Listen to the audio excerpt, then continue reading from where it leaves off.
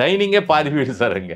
ஓ சாப்பிட்டது ஃப்ரண்ட்ல இருக்கக்கூடியது பெரிய பூஜை அறை. அவங்க அம்மா அப்பாவுக்கு அவர் அதுக்குன்னு ஒரு தனி ஒரு அறை வச்சிருக்காங்க. விருந்தினர்கள் யார் வந்தாலும் தங்குறதுக்கு ஒரு அறை, ஒரு மாளிகை மாதிரி.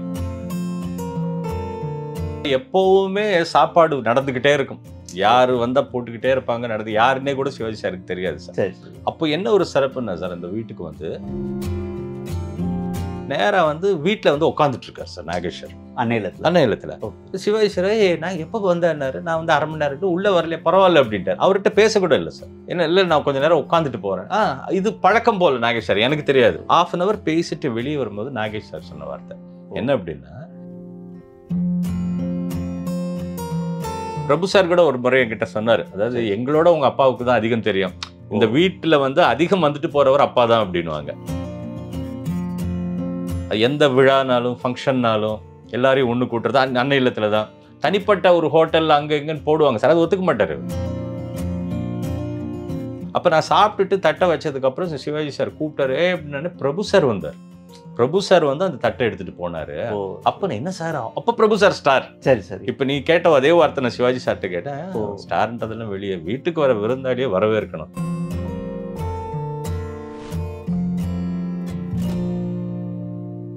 வாவ் தமிழா நேயர்களுக்கு வணக்கம். அன்னை இல்லத்தை பற்றி இப்போ பல்வேறு செய்திகள் நெகட்டிவாக வந்துட்டு இருக்கு. இந்த நேரத்தில் அன்னை இல்லத்தில் வளர்ந்துள்ள ஒருவரான கதாசிரியர் மற்றும் திரைப்பட வசனகர்த்தா திரு பாலமுருகன் அவர்களின் மகனும் தெலுங்கில் முன்னணி கதாசிரியரும் வசனகர்த்தாவுமான திரு பூபதி பாலமுருகன் நடிக்கிறார். வணக்கம் சார். வணக்கம் வணக்கம். அன்னை இல்லம்ன்றது அந்த காலத்தில் ரொம்ப ஃபேமஸ், இப்போ ஃபேமஸ். நீங்க அங்க வளர்ந்தவர், சின்ன வயசுல அங்க நிறைய இருந்தவர். அன்னை இல்லத்துடைய முக்கியத்துவத்தை பத்தி கொஞ்சம் சார். ஒன்றும் இல்லை சார், அன்னை இல்லம்ன்றது பொறுத்த வரைக்கும் அது கலைஞர்களுக்கு ஒரு சரணாலயம் மாதிரி சார். அது ஒரு கோயில் மாதிரி. அந்த நேரத்தில் வந்து யாருக்காவது ஏதாவது ஒரு பிரச்சனை இருந்தது நான் பார்த்துருக்கேன். சின்ன வயசுல இருந்து நான் இந்த ராஜபாற்ற குதிரை, எங்கள் தங்கராஜ் எல்லாம் நடிக்கும்போது செட்டு முடிச்சுட்டு சிவாஜி சார் வீட்டுக்கெல்லாம் போவோம் சார். எப்பவுமே சாப்பாடு நடந்துகிட்டே இருக்கும். யாரு வந்தா போட்டுக்கிட்டே இருப்பாங்க. நடந்து யாருன்னே கூட சிவாஜி சாருக்கு தெரியாது சார். அப்போ என்ன ஒரு சிறப்புன்னா சார், அந்த வீட்டுக்கு வந்து நிறைய பேர் சார். முத்துராமன் சார் பார்த்துருக்கேன், ஜெய்சங்கர் சார், இவர் நம்ம நாகேஷ் சார் பார்த்துருக்கேன், மனோரமா. இவங்களுக்கு ஏதாவது ஒரு பிரச்சனைனா அன்னை இல்லத்துக்கு தான் சார் வரும். அன்னை இல்லத்துக்கு வந்து உட்காந்துட்டு, அதாவது ஒரு 10-15 நிமிஷம் உட்காந்துட்டு போனால் போதும் சார். அதாவது எப்படி சொல்லணும் சார், ஒரு தியான மண்டபத்துக்கு வந்தால் எப்படி இருக்கும் சார். நீங்கள் வந்து பேசக்கூட வேணாம் சார். நான் அனுபவபூர்வமாக இதை நாகேஷ் சார் எங்கிட்ட சொல்லியிருக்கார். ஒரு முறை வந்திருக்காரு, நானும் நாகேஷ் சார் தான் சார் காரில் வரோம். அப்போ எலக்ட்ரிசிட்டி பில் கட்டணும் சார். நாகேஷ் சாரே போய் கட்டிட்டு நேராக வாடா ஒரு இடத்துக்கு போகணுன்னார். நேராக வந்து வீட்டில் வந்து உட்காந்துட்டு இருக்கார் சார் நாகேஷ் சார். அன்னை இல்லத்தில் சிவாஜி சார் நான் எப்போ வந்தேன்னாரு. நான் வந்து அரை மணி நேரம் உள்ளே வரல, பரவாயில்ல அப்படின்ட்டார். அவர்கிட்ட பேசக்கூட இல்லை சார். என்ன இல்லை, நான் கொஞ்சம் நேரம் உட்காந்துட்டு போகிறேன். இது பழக்கம் போல் நாகேஷ் சார், எனக்கு தெரியாது. ஒரு அரை மணி நேரத்துக்கு அப்புறம் கமலாமா வந்து ஏதோ காஃபி கொடுத்தாங்க, குடிச்சாரு. நானும் சாப்பிட்டேன். கொஞ்சம் நேரம் இருந்துச்சு. அப்பா எப்படிடா இருக்காருன்னு என்ன கேட்டார். நல்லா இருக்காரு, வர சொல்கிறேன் அப்படின்னாரு. நான் வர சொல்கிறேன். ½ அன் அவர் பேசிட்டு வெளியே வரும்போது நாகேஷ் சார் சொன்ன வார்த்தை என்ன அப்படின்னா, இந்த இடத்துக்கு ஒரு வைப்ரேஷன் இருக்குன்னாரு சார். இந்த வீட்டுக்கு இந்த இடத்துக்கு ஒரு எங்க அவர்கிட்ட பேசக்கூட இல்லையே, நான் அவரை தான் எப்பவுமே பேசுகிறோமே. அங்கே உட்காந்துட்டு போவாங்க சார். அதே மாதிரி மனோரமா சார், அவங்க ஆட்சியம்மா, அவங்களும் வரும். நான் பார்த்துருக்கேன் சார். அவங்க வந்து சிவாஜி சார்கிட்ட உட்காந்து ஏதாவது ஒரு பிரச்சனைன்னா தனிப்பட்ட முறையில் பேசிட்டு, இப்படி சில கலைஞர்கள் சார் தனிப்பட்ட முறையில் வந்து அந்த அன்னை இல்லத்தில் வந்து அது ஒரு சரணாலயம் மாதிரி சார். இந்த பறவைகள் அப்படியே எங்கெங்கயோ போயிட்டு கொஞ்சம் இளைப்பாறிட்டு மறுபடியும் பறக்கிறது. கோவில் கூட ரொம்ப ஃபேமஸ். ஆமா சார், விநாயகர் கோயில். ஆமா நிறைய பேர். ஆமா சார், அது எப்பவுமே ஃபேமஸ். அப்பாவுக்கும் அந்த அன்னை இல்லத்துக்கும் தொடர்பு. அப்பா எப்பவுமே சார் ஷூட்டிங், அதாவது பிரபு சார் கூட சொல்லுவார் 6:30 மணி, அவர் 7 மணிக்கு இருக்குன்னாரு சார். அப்பா வந்து சிவாஜி சார் வீட்டுக்கு போவார் சார். அங்கிருந்து தான் போவாங்க. ஆமா, பாலமுருகன் ஐயா சிவாஜி சார் வீட்டுக்கு போயிட்டு அந்த அன்னை இல்லத்துல இருந்து தான் போவாங்க. அதே மாதிரி முடிஞ்ச உடனே அன்னை இல்லத்துக்கு வந்து தான் இது பண்ணுவாங்க. ஏன்னா அவங்க அப்பாவுக்கும் சிவாஜி சாருக்குமான தொடர்பு வந்து பல படங்கள் வந்துட்டு ராமனித்தனை ராமனிலிருந்து ராஜபாட், வசந்த மடிகன், பல படங்கள் வந்து எல்லா படங்களுக்குமே இங்க தான் கிளம்பி. ஆமா சார், இங்க இருந்து தான் போறது சார். அதாவது அவரோட அதிகமா இருந்தது சார். அதனால சிவாஜி சாருடைய பழக்கங்கள், இந்த வீட்டினோட அமைப்பு. பிரபு சார் கூட ஒரு முறை என்கிட்ட சொன்னாரு. அதாவது எங்களோட உங்க அப்பாவுக்கு தான் அதிகம் தெரியும். இந்த வீட்டில் வந்து அதிகம் வந்துட்டு போறவர் அப்பா தான் அப்படின்னுவாங்க. காலையாகட்டும் மாலையாகட்டும் அந்த வீடு பொறுத்த வரைக்கும் சார் எப்பவுமே வந்து ஒரு அமைதியா இருக்கும் சார். அதுக்குள்ள அதுல ஒரு இவ்வளவு கூட்டம் இருக்கும் சார். ஓகே. இவ்வளோ கூட்டம் இருக்கும். குடும்பமே பெரிய குடும்பம். ஆமா, பெரிய குடும்பம், கூட்டம் இருக்கும், சாப்பிடுவாங்க, போவாங்க, எல்லாம் இருக்கும். ஆனாலும் அதுல ஒரு பீஸ், ஒரு சைலண்ட் இருக்கும் சார். எத்தனை கதாபாத்திரங்களை உயிரோட கொண்டு வந்த ஒரு மேதையினோட இடம் சார். ஸோ அந்த இருந்த இடத்துக்கு ஒரு வைப்ரேஷன் இருக்குன்னு சொல்லுவாங்க சார். என்னை பொறுத்த வரைக்கும் சில மகான்கள் வாழ்ந்த இடத்துக்கு ஒரு வைப்புன்னு சொல்லுவாங்க சார். அந்த மாதிரி நடிகர் திலகம் பல கதாபாத்திரங்கள் நமக்கு கொடுத்திருக்காரு, நம்மளை சந்தோஷப்படுத்தியிருக்காரு. அப்பேற்பட்ட கலைஞர் இருந்த இடத்துக்கும் ஒரு வைப் இருக்கு சார். அது இப்பவும் இருக்கு, எப்பவும் இருக்கு சார். இப்போ ரசிகர்களுக்கு வந்து அன்னையில வந்து அவ்வளவு முக்கியமான இடம். அந்த வீட்டை வந்து சிவாஜி எந்த அளவுக்கு மனசுல வச்சிருந்தார் சார்? சார், அன்னை இல்லம் பத்தி சொல்லும்போது ஒரு முக்கியமான தகவல் நான் சொல்றேன் சார். ஒரு நாள் வந்து படப்பிடிப்பு முடிஞ்சிருச்சு. அன்னைக்கு சிவாஜி சாருடைய டிரைவர் வரல.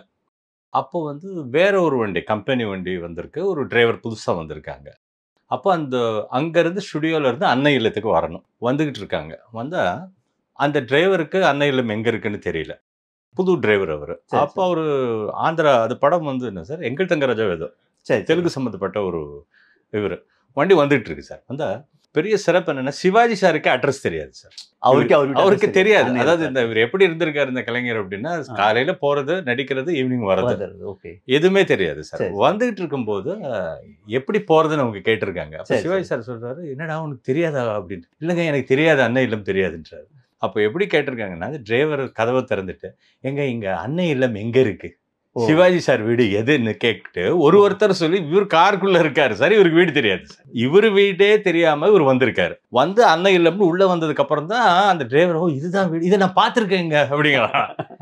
பாத்திருக்கேன்னா அப்ப நீ கூட்டிட்டு வர வேண்டியதானே. இல்லைங்க, ஒரு பையன் புஸ்தகம் வச்சு படிச்சுக்கிட்டு இருப்பான், நான் பார்ப்பேன், இவ்வளவு பெரிய வீடு. அப்ப அவருக்கு வீடு தெரியுது, ஆனா தெரியல சார். இதுல என்ன சிறப்பு அப்படின்னா, இது எதுக்கு சொல்றதுன்னா, அன்னை இல்லம் பத்தி சொல்லும்போது அந்த அன்னை இல்லத்தினோட சிறப்பு அந்த வீடுனால மட்டும் இல்லை சார். அங்க வசிக்கக்கூடிய மக்களும், அங்க இருக்கக்கூடிய நடிகர் திலகமும் சார். அந்த நடிப்புக்கு எவ்வளவு பெரிய அர்ப்பணிப்பா இருந்திருக்காரு அவருக்கே தெரியாது சார். அந்த அளவுக்கு ஒரு அர்ப்பணிப்பானவர் சார். அப்பேற்பட்ட இடம் அன்னை இல்லம். அவர் எந்த அளவுக்கு அது மாதிரி சென்டிமெண்டா இருந்தார் சார்? சிவாஜி சார் வந்து அன்னை இல்லம் மேலே எவ்வளவு சென்டிமெண்ட்? பிகினிங்ல இருந்தே அதனுடைய இணைப்பு அதிகம் சார் அவருக்கு. எந்த விழானாலும் ஃபங்க்ஷன்னாலும் எல்லாரையும் ஒண்ணு கூட்டுறது அன்னை இல்லத்துல தான். தனிப்பட்ட ஒரு ஹோட்டல் அங்க இங்கன்னு போடுவாங்க சார், அது ஒத்துக்க மாட்டாரு. எது நடந்தாலும் அங்கதான் சார். விருந்து பிரபலங்களை ஆரம்பிச்சுட்டு வர்றது. யாராவது பொன் பரமகுரு முதல் முறையா வந்ததுக்கு அப்புறம் அவரு விருது கொடுத்தாரு. அப்புறம் முதல் நீதிபதி தமிழ்ல இருந்து ஒருத்தர் வந்தார் சார், பேர் மறந்துட்டேன். வீட்டுலதான் விருது நடந்தது, அப்பா கூட இருந்திருக்காங்க. அந்த வீட்டுக்கு ஒரு மங்களகரமான ஒரு இது. நார்த் இந்தியன் ஆர்டிஸ்ட் நிறைய பேர் அங்க வந்திருக்காங்க. ஆமா சார், லதா மங்கேஷ்கர்ல இருந்து ராஜ் கபூர் சார்லாம் வந்து சிவாஜியினுடைய மிகப்பெரிய ஃபேன் சார். அவர்லாம் அவங்கெல்லாம் வீட்டுக்கு வருவாங்க சார். அந்த வீட்டுக்கு வரதை ஒரு பெருமையா நினைப்பாங்க. உங்களுக்கு தெரியுமா அது எப்ப கட்டினாங்க? அந்த இல்ல சார், எனக்கு அந்த எப்ப கட்டினாங்கன்றது எனக்கு தெரியாது. பட் நான் குழந்தை நட்சத்திரமா இருந்ததுல இருந்து நான் அந்த வீட்டுக்கு அது அப்போ ஒரு 70s பிகினிங் சார். அது நான் சொல்ற ராஜபாற்றங்குதிரை, எங்கள் தங்கராஜா, நான் தங்கப்பதக்கம் படம் கூட ஆக்ட் பண்ணேன் சார். அப்ப கூட நான் அந்த வீட்டுக்கு நான் போயிருக்கேன். அவர் அந்த ஃபுல் யூனிஃபார்ம்ல பாத்திருக்கேன். அவர் அங்கேயே தான் ஃபுல்லா மேக்கப் பண்ணிட்டு கிளம்புவார். ஆமா சார், சில முக்கியமானதுக்கு அங்க ஃபுல் புறப்பட்டுருவார் சார். அதுக்கு மேக்கப் ரூம்லாம் தனியா இருக்கும் சார். மேக்கப் ரூம் இருக்கு. அவருக்கு ஒரு சினிமா தியேட்டர் ஹால் ஒன்னு இருக்கு. எந்த படம் என்ன வசதிகளா இருக்கு சார் அங்க? நல்லா இருக்கும் சார். பெரிய வீடு, பெரிய டைனிங், அதாவது டைனிங்கே பாதி வீடு சார். அங்க ஃப்ரண்ட்ல இருக்கக்கூடியது பெரிய பூஜை அறை. அவங்க அம்மா அப்பாவுக்கு அதுக்குன்னு ஒரு தனி அறை வச்சிருக்காங்க. விருந்தினர்கள் யார் வந்தாலும் தங்குறதுக்கு ஒரு அறை, ஒரு மாளிகை மாதிரி. ஆனா அது கல்ச்சர்டா இருக்கும் சார் அந்த வீடு. அப்பேற்பட்ட ஒரு வீடு. அது வீடு எதில் வச்சு வருது சார்? வீட்டினுடைய மனிதர்கள் அந்த கல்ச்சரை வச்சுதான் வீடு பெருமை. வெறும் அந்த ஆடம்பரத்தை பத்தி இல்லை சார். அதுக்கு ஒரு உதாரணம், நான் சிரஞ்சீவி சாருக்கு பல படங்கள் ஒர்க் பண்ணியிருக்கேன்னு சொல்லியிருக்கேன் உங்களுக்கு. ஒரு நாள் சிரஞ்சீவி சார் வீட்டில் இருக்கும்போது சாப்பிட்டுட்டு இருந்தோம் சார். இப்போ டக்குன்னு வந்து சாப்பாடு தட்டை வந்து எடுக்கிறது, அப்படின்னாரு. சரண் வந்து எடுத்துட்டு போனார். அப்போ சார் அப்போ மகதீர் எல்லாம் வந்து ஸ்டார் ஆயிட்டார். என்ன சார் சரணை போய் எடுக்க சொல்றீங்கன்னு. ஸ்டார்னா வெளியே தான், இங்கெல்லாம் கிடையாது. இதை நான் எங்க கத்துக்கிட்டேன் தெரியுமா? எந்த இடத்துல தெரியுமா? என்ன எந்த இடம்னா அன்னை இல்லம்னு இந்த வீட்டை சொன்னார் சார். சிவாஜி சார் வீட்டுக்கு போயிருந்தேன். அந்த வீடு பார்த்து பிரமிச்சேன். ஆனா அந்த வீட்டுக்கு என்ன சிறப்புன்னா, அன்னைக்கு போன அன்னைக்கு தான் எனக்கு தெரிஞ்சது. அப்ப நான் சாப்பிட்டுட்டு தட்டை வச்சதுக்கு அப்புறம் சிவாஜி சார் கூப்பிட்டாரு அப்படின்னு. பிரபு சார் வந்தார். பிரபு சார் வந்து அந்த தட்டை எடுத்துட்டு போனாரு. அப்ப என்ன சார், அப்ப பிரபு சார் ஸ்டார். சரி சரி. இப்ப நீ கேட்ட அதே வார்த்தை நான் சிவாஜி சார்ட்ட கேட்டேன். ஸ்டார்ன்றதெல்லாம் வெளியே, வீட்டுக்கு வர விருந்தாளியே வரவேற்கணும். அதுதான் இந்த அன்னை இல்லத்தோட கல்ச்சர்னாரு. அப்ப சிரஞ்சீவி சார் சொன்னார், ஒரு வீட்டுக்கு பெருமைன்றது வீடு கட்டடம் இல்ல, அந்த கல்ச்சர், அந்த நடந்துக்கிற விதம் சார். அது வந்து சிவாஜி சார்ட்ட தான் கத்துக்கிட்டேன்னு சிரஞ்சீவி சார் சொன்னார் சார். அந்த அளவுக்கு பாரம்பரியம், அந்த அளவுக்கு பாரம்பரியமான ஒரு பிளேஸ் அன்னை இல்லம். தமிழ் சினிமா கலைஞர்கள் எல்லாருக்கும் ஒன்றி பிணைந்த ஒரு. ஆமா சார், ஒரு பெரிய இது sir. It's a cultural bond sir. அது அப்பேற்பட்ட இடம். அதை பற்றி சொல்கிறதுக்கு எனக்கு ஒரு வாய்ப்பு கிடைச்சதுக்கு ரொம்ப நன்றி சார். அன்னை எழுத்தை பற்றி பல்வேறு விஷயங்கள் சொன்னீங்க. மிக்க நன்றி சார். நன்றி சார். நன்றி சார்.